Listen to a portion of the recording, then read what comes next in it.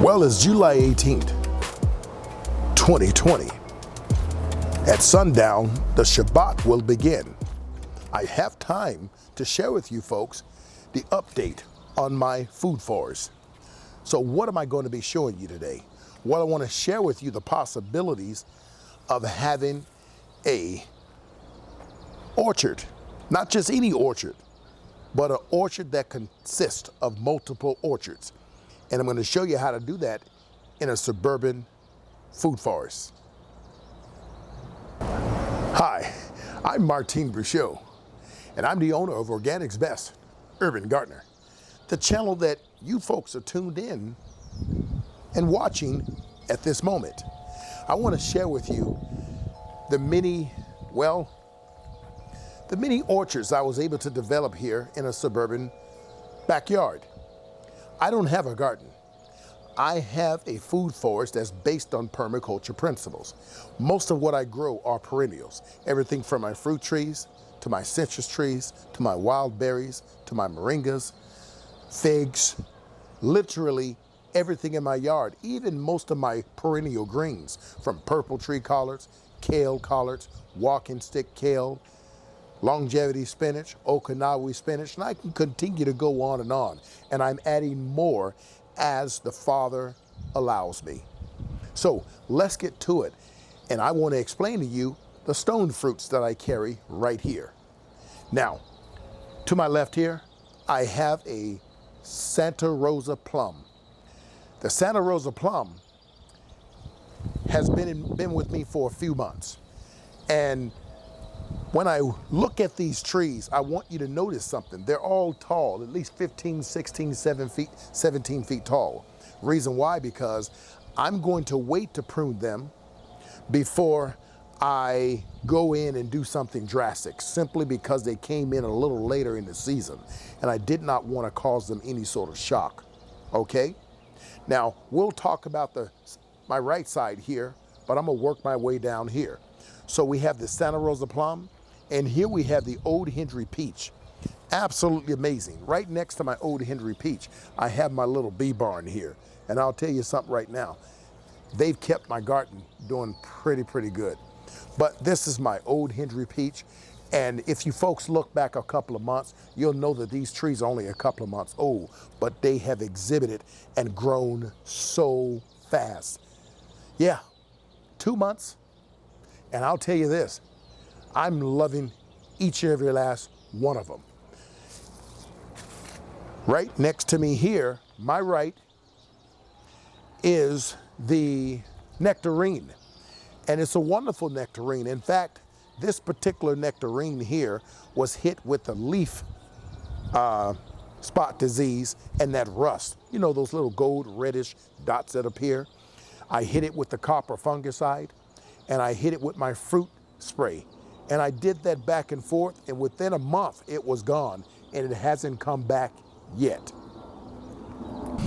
So, coming on back here, we're gonna get into my Liz peach. It's a beautiful peach, and I can tell the subtle differences between the Liz peach and the Old Henry peach. The Old Henry peach has a habit of spreading. It's more wider. You can say the term sort of robust. And this one has a more lanky appearance. And next year, I'm really looking forward to these peaches really showing off and doing their thing. It's gonna be absolutely amazing. Now, right in back of me here, I have a Parfianca pomegranate.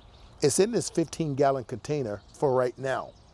I'm not exactly sure where I'm gonna put my container trees and how I'm gonna design them, but I have an idea, because I'm gonna be placing more wooden boxes off to the side against my fencing, and that's gonna house more trees because my blueberries will be going into the greenhouse. Now, to my right here, we're looking at the STELLA cherry.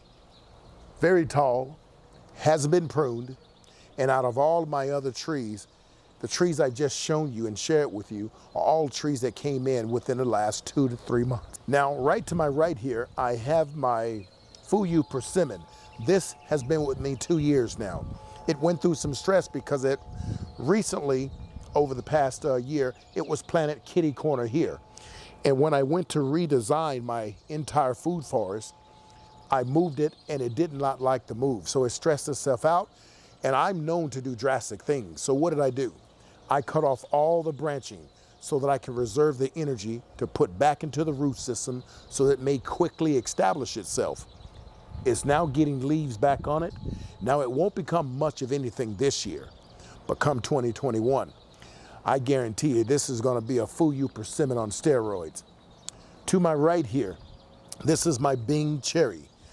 And it too went through stress because it was moved and relocated. I cut it down 36 inches above the top of the soil as I did my persimmon and as I did this tree that I'm about to talk to you in a second about. This is my Bing cherry. Once again, I cut all branching off. And here it is. It's actually very wonderful. I'm going to train this one to sort of fold out this way. And the reason I love these wooden boxes is because I can simply sit here and tap a nail into all four sides or as many nails as I need.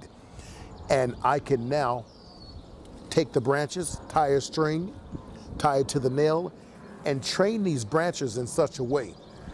Just a little idea for many of you.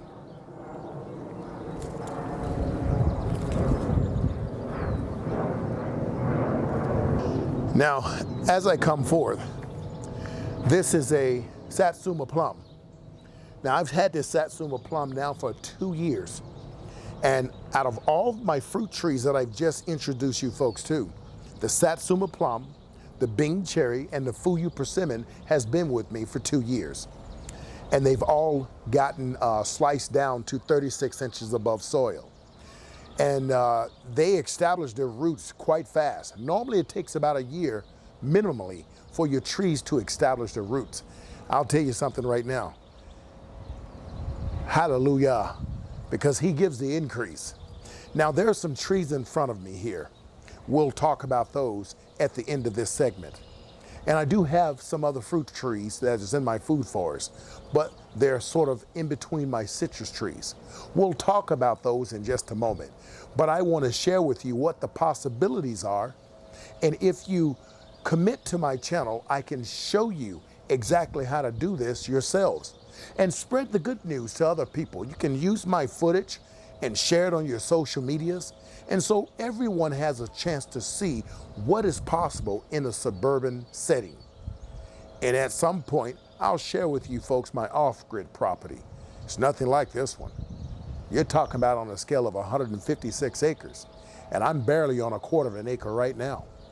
So in saying that, we're going to make our way over to my citrus orchard, because what I'm doing right now is showing you not only how to build and create a food forest, or a garden for that fact, I'm sharing with you how to create multiple orchards in your backyard.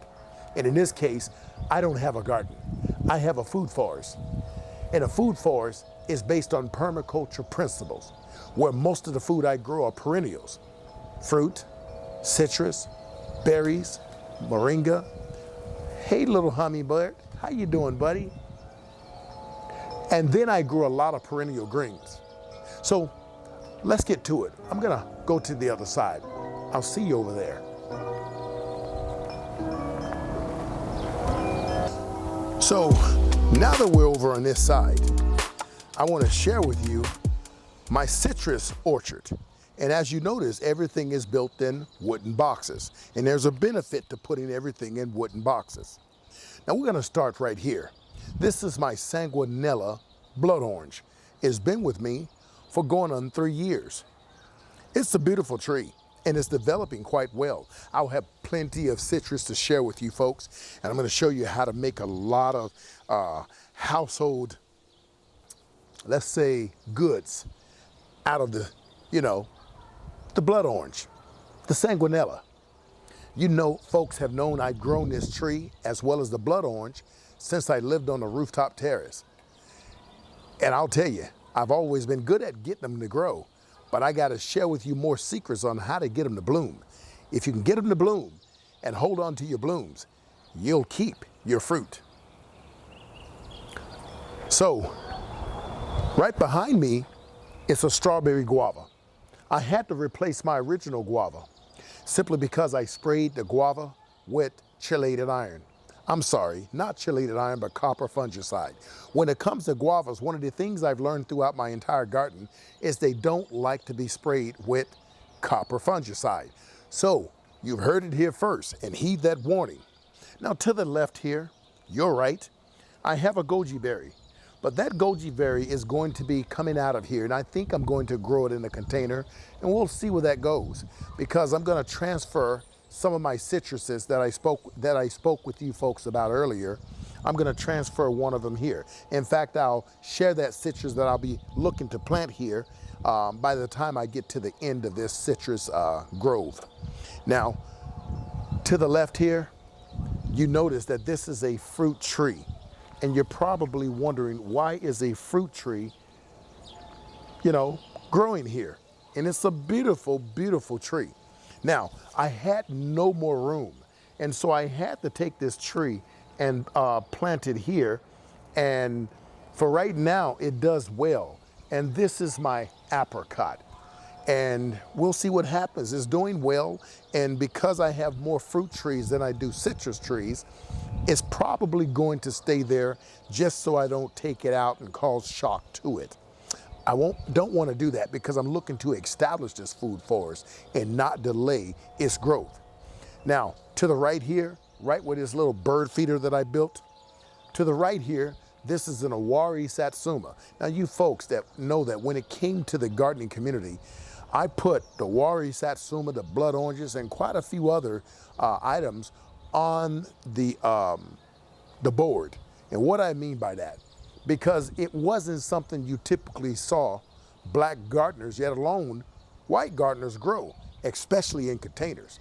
Yeah, you've heard it here first, and I think many of you could agree with that. No one knew what these oranges were all about. But do you know the health benefits of many of them? Do you know that oranges themselves are all hybrids? And they derive from the mandarin. Did you know that? Your mandarin is more pure than your oranges. You didn't know that, did you? Well, you're gonna learn a lot here. All I'm asking you to do is commit to the channel. Share my content on your social media platforms so everyone has a chance at seeing what the possibilities are.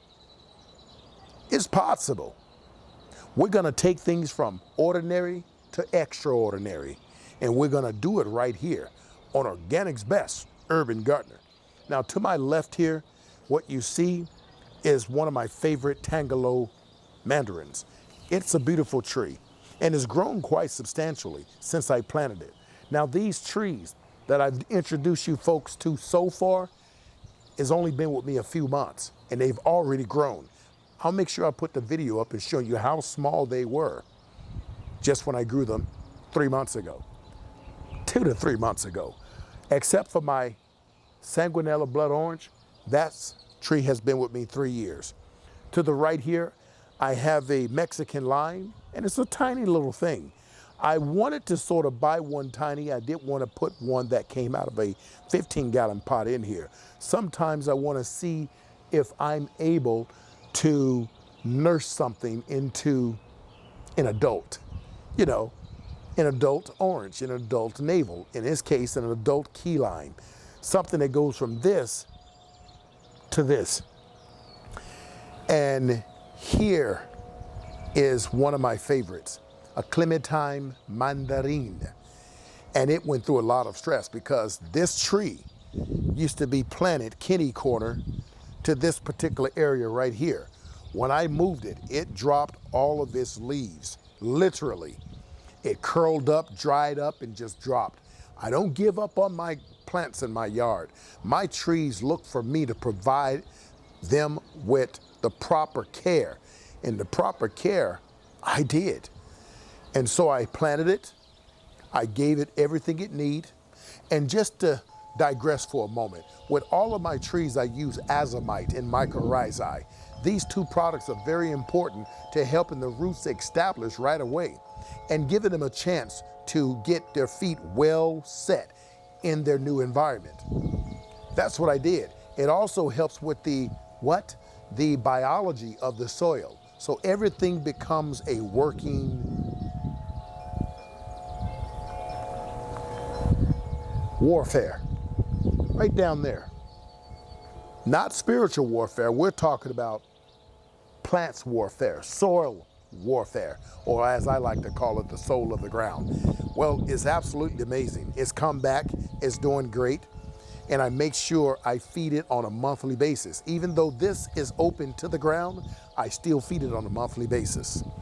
To the left here, you can't see it, it's a very tiny, tiny tree. But this is my cara orange, and I love it. So we're gonna move on ahead.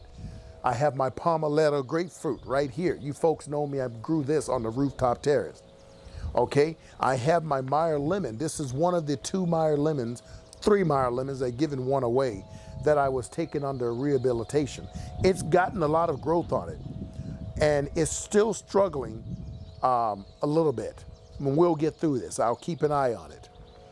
I have my guava here. This is one of 4 of my guavas. And then I have my Nagami kumquat here. And to the left, you may not be able to see it, but I have my Meyer lemon. It looks absolutely amazing. It's one of the 3 that I was rehabilitating, and it's come back with a vengeance. So now that I shared this with you folks, let's go over and look at my fig orchard. Yeah, you've heard it here first. I have a fig orchard that's against my fencing. Let's go check it out.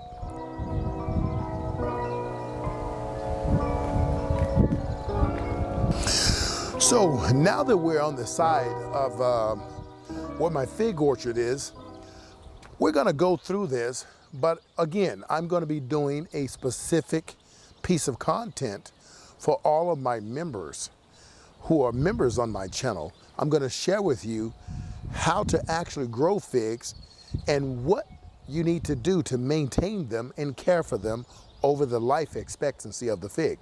Figs can live up to 200 years old, but it has yet to be proven how long they can live inside of a container. All of my figs, with the exception of the ones I brought in here over the last few months, or shall I say month, are in 40-gallon containers. And my 15-gallon container figs will transition. This is my Cadota fig. And so I'll make sure I place some wonderful photos or video content in the left or the right of the screen so you folks could see how wonderful this Cadota fig really is. Absolutely amazing. It's been with me for 2 years. I originally grown it in the ground. You remember my other fig video when I talked to you folks about my mission fig. This is the other one, the Cadota. It was cut down to 36 inches above the ground. I planted it in the container this year, a few months back, and this is what it's mounted to. It's spread this way, and I got probably 150 figs on this tree already, and the summer's not even over. Now, this fig here, let me get my CD here. I keep my CDs here because they work when it comes to birds. Now, this particular fig here is my white Genoa, or Genoa. Voulez-vous coucher avec quoi? Genoa. And it is a new species in my care. You folks, if you go back to the rooftop terrace, and those of you who've been with me long enough, know that I grew figs. And the primary figs that I grew were blackjack and so forth. And I wasn't too successful at it because I didn't know much about the soil, and I didn't know much about the origins of the tree. Once I started to educate myself and so forth, and getting into my master's gardening certificate, well, if you folks think being a master gardener is easy, if you knew how much it cost and the amount of classes you have to take and how quick these classes are every 6 or every 8 weeks, you'll sit back and say, nah, I don't want to deal with it. Now, this was an education after my already formal education that I've received at the University of Sacramento. So go figure. But it taught me a lot because I specialize in citrus trees, fruit trees, wild berries, and quite a few other things. So it took me a little bit longer than your typical master gardening class because I got a lot of my know-how from many of the universities that had an agriculture department where I volunteered. So this is in a 15-gallon container, and this blackjack here is in a 15-gallon container. And we're looking at the Peter's honey in a 15-gallon container. All of my fig trees have figs on them. And then we come to the mission fig here, 15-gallon container, okay? And then we come to my largest guava tree. This tree used to be about 5 feet wide, 8 feet tall, and it was in the ground over where my Satsuma plum used to be. And I sprayed it with, again, that, you know, copper fungicide, and everything dried up. It just killed it. I cut all the branching off and left it as a stick. You can't see it down here, but this was cut down to 36 inches. And is now bounced back with all of this growth. So we'll check the soil next year, and we'll check the NPK, and we'll make sure the soil has a well draining and whatnot, and we'll just make sure everything is still up to par. I check my NPK, and I take samples from my containers as well as my box containers every year. And let me tell you something, when you got as many trees as I have, you're gonna learn patience and compassion really quick, because I gotta check each and every last one of them. That's just something for you folks to know. I told you, labor is required, and laborers are few. Now, when I walk up here, I have this particular fig, and this is called a Violet Bardot. It's an ugly fig, to be honest with you, and I don't know too much about it. But the name and the origins and the research, well, it prompted me to grab this fig. Now, I will tell you this. The Bardot, the Mission, the Blackjack, the Peter's Honey, and the Genoa, let me tell you something right now. These figs here has not been cut down to 36 inches. They will get the same treatment that my Cadota has gotten, and this large Mission fig. Now, since I've shown you folks the video, look how much larger it is and much wider. It won't stop growing, and it's in a 40-gallon container. Come next year, all of my figs will be in 40-gallon containers, and I expect them to really show off. So I've shared this with you folks, and now you've seen, don't worry about these containers here. They're gonna be discarded, not the container, but the soil that's in them.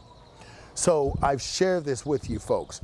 So now I want to share my berry orchard with you. So we've seen my fruit orchard, we've seen my citrus orchard, we've now identified my fig orchard.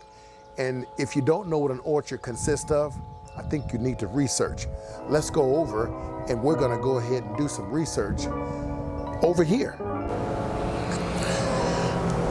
Now, as the sun sets down, I'm trying to at least give you as much as I can because of lighting.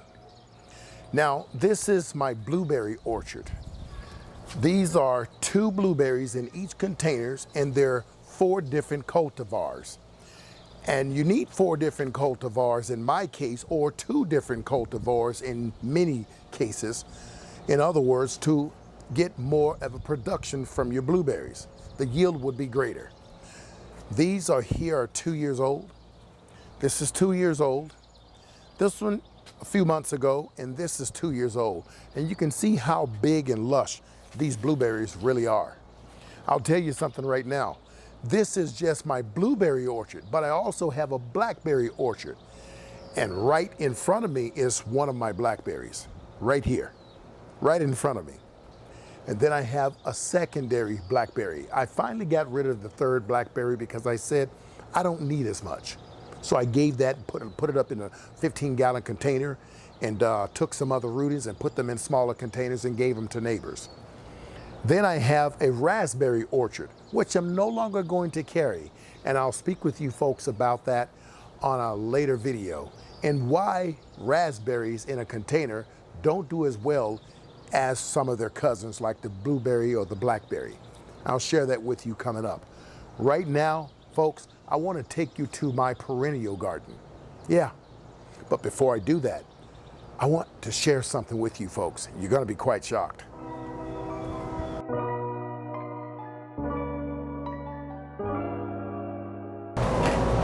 Now, I do have a video that I'm going to release of me potting my moringa trees from 7-gallon containers to 20-gallon containers. That's a huge difference. And when you see the 2 weeks difference, because moringas grow very fast, here's a moringa, and as you see this moringa, I'm having to look up at it. Here's another moringa here,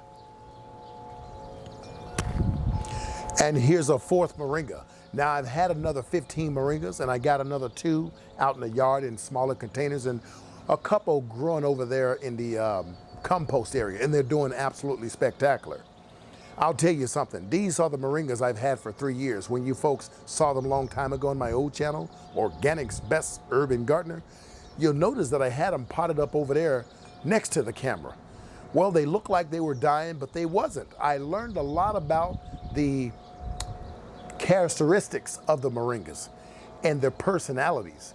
And these trees now in 20-gallon containers, considering that summer is not even over and we're not even at our hottest moment in the summer, these moringas I expect to be past my overhang here. I expect them to be 10 feet tall, grown in 20-gallon containers. And so what I'm going to be doing later is I'm going to be cutting them here, and I'm going to be cutting them here. Now you may think that's drastic, but you want to harvest your moringa. As you see down here, I've already harvested much, and we've gone ahead and turned it to powder, and we've gone ahead and put it in a little mason jar. Now we have a ton of moringa powder that would have otherwise cost us a pretty penny. So I'm going to be cutting these here, and what that does, it'll do the same thing as when I initially cut them here a year ago. It forced branching from the sides, and when I cut them here, it'll produce several branches here, several branches here. Some people like a tall tree, some like a short stocky tree. I like a stocky but tall tree, so I like the best of both worlds. Let me get back in here. And before I go, I might as well go ahead and take a bite out of. That's a wonderful taste. Peanut butterish. Is that a such word? Well, I've shared my moringa orchard with you now. So let's go over it. Fruit orchard, citrus orchard, fig orchard, my blueberry orchard, my blackberry orchard, my moringa orchard.